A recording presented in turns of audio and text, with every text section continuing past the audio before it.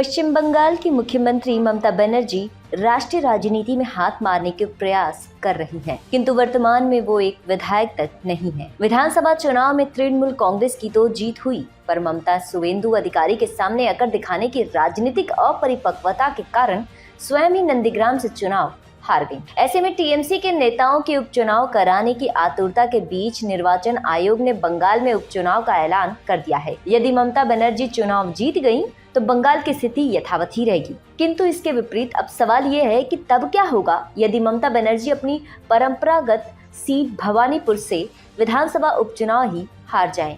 नमस्कार, टीएफआई पर आपका स्वागत है। मैं आपको बताने जा रही हूँ कैसे पश्चिम बंगाल में ममता के लिए आगामी उपचुनाव बंगाल की राजनीति में उनका राजनीतिक भविष्य तय कर सकता है। ममता बनर्जी के पास अगर देखें तो परिवार के अलावा कोई और विश्वसनीय नेता नहीं है। ऐसे में क्या भरोसा कि ममता की हार के बाद जो नेता सीएम की कुर्सी पर बैठेगा वो पूरे 5 वर्ष तक ममता की ही बात मानेगा। ऐसे में ममता की राजनीतिक ताकत पूर्णतः खत्म हो सकती है। वहीं उनकी गैर मौजूदगी में टीएमसी की इस बर्बादी का असल कारण केवल नंदीग्राम से ममता के चुनाव लड़ने का अपरिपक्व निर्णय ही साबित होगा। चुनाव आयोग के मुताबिक 30 सितंबर को उपचुनाव के लिए मतदान होगा एवं 3 अक्टूबर को नतीजे सामने आएंगे। ऐसे में ये कहा जा सकता है कि ममता के लिए ये महीना बेहद भारी पड़ने वाला है। टीएफआई आपको पहले ही बता चुका है कि भवानीपुर सीट पर ममता का 2016 विधानसभा चुनाव का रिकॉर्ड अच्छा नहीं था। इतना ही नहीं, हाल के विधानसभा चुनाव नतीजों के बाद भी राज्य में जो हिंसा हुई थी उसमें टीएमसी के ही नेताओं और कार्यकर्ताओं की भूमिका स्पष्ट होने के बाद बहुसंख्यकों के बीच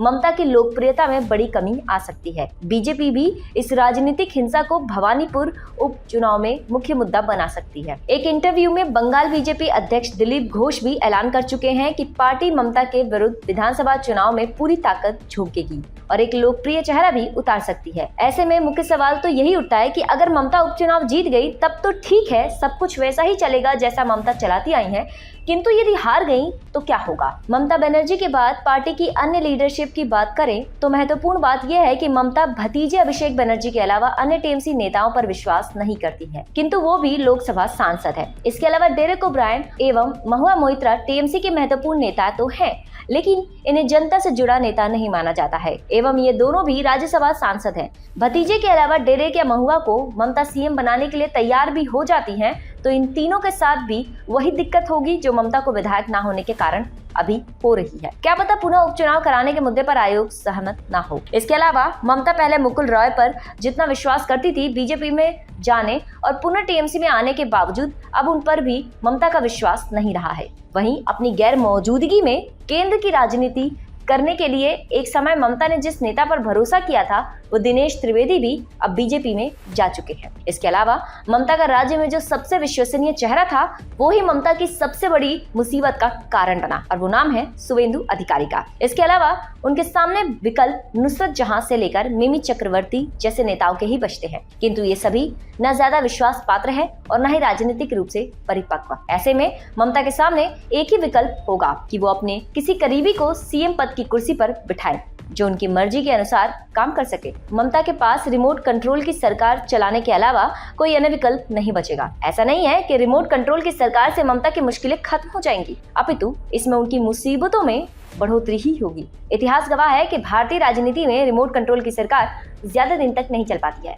यद्यपि कोई पूर्व प्रधानमंत्री डॉक्टर मनमोहन सिंह की तरह पार्टी प्रमुख के प्रति घोर चाटुकार ना हो। रिमोट कंट्रोल सरकार चलाने की मंशाओं के विफल होने का बड़ा उदाहरण पूर्व पीएम पीवी नरसिम्हा राव हैं। 1991 के लोकसभा चुनाव के बाद तत्कालीन राजनीति की कच्ची खिलाड़ी सोनिया गांधी ने सोचा था कि वो रिमोट कंट्रोल से सरकार चला लेंगी। यही कारण था कि उन्होंने पीवी नरसिम्हा राव को चुना था, जबकि सूची में प्रणब मुखर्जी का नाम भी था जो कि बाद में देश के राष्ट्रपति भी बने। पीवी नरसिम्हा राव को सरकार का नेतृत्व देने के बाद सोनिया गांधी को आभास हो गया कि उन्होंने सबसे बड़ी गलती कर दी है। नरसिम्हा राव को राष्ट्रवादी नेता माना जाता था। यही कारण है कि उनकी प्रशंसा पूर्व प्रधानमंत्री अटल बिहारी वाजपेयी से लेकर वर्तमान प्रधानमंत्री नरेंद्र मोदी तक कर चुके हैं। नरसिम्हा राव ने राजनीतिक कुशलता का प्रयोग करते हुए सरकार चलाई और गांधी परिवार के निजी स्वार्थों को भाव नहीं दिया। इसी का नतीजा था कि राव के करीबी माने जाने वाले सीताराम केसरी को कांग्रेस अध्यक्ष पद एवं कांग्रेस दफ्तर से अपमानित करके निकाला गया था। वहीं दूसरा सबसे बड़ा उदाहरण बिहार के पूर्व सीएम जीतन राम मांझी हैं।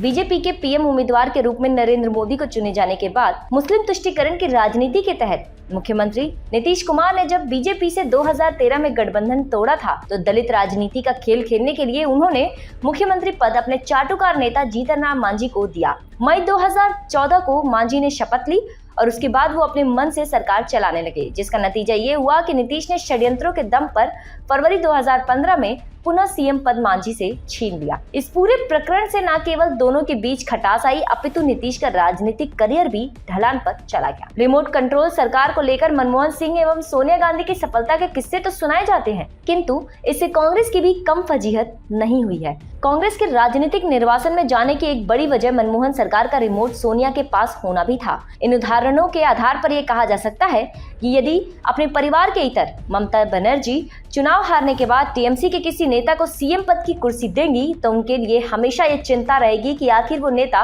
कब तक रिमोट कंट्रोल पर काम करेगा, क्योंकि अभी तो नई सरकार का शुरुआती समय है। चुनाव हुए 6 महीने भी नहीं हुए हैं। ऐसे में यदि बंगाल को दूसरा मुख्यमंत्री मिलता है तो संभवतः वो 4 साल का लंबा कार्यकाल देखते हुए काम कर सकता है। ऐसे में सीएम ना रहने पर ममता बनर्जी की सबसे बड़ी ताकत अर्थात बंगाल पुलिस से ममता का कंट्रोल खत्म हो सकता है। भले ही टीएमसी कार्यकर्ता ममता के प्रति वफादारी दिखाएं, पर कुछ तो नए मुख्यमंत्री की तरफ झुकाव रखेंगे ही। इससे टीएमसी कार्यकर्ताओं के बीच फूट बढ़ जाएगी और ममता की ताकत और कम हो जाएगी।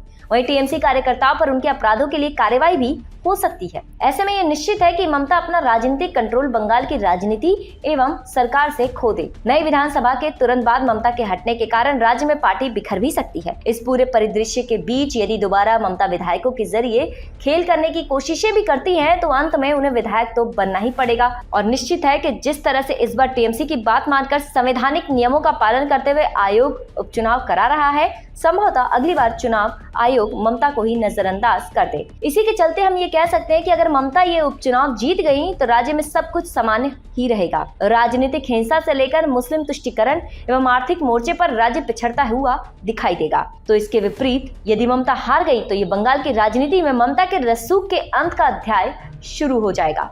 ममता के शुभेंदु के विरोध में चुनाव लड़ने की उनकी गलती उनके राजनीतिक जीवन की सबसे बड़ी भूल साबित हो सकती है और ममता का राष्ट्रीय राजनीति में जाने का सपना भी चकनाचूर हो सकता है। वहीं ममता के हार के संबंध में यह परिदृश्य 2026 या उससे पहले भाजपा के लिए पश्चिम बंगाल में स्वर्णिम युग ला सकता है।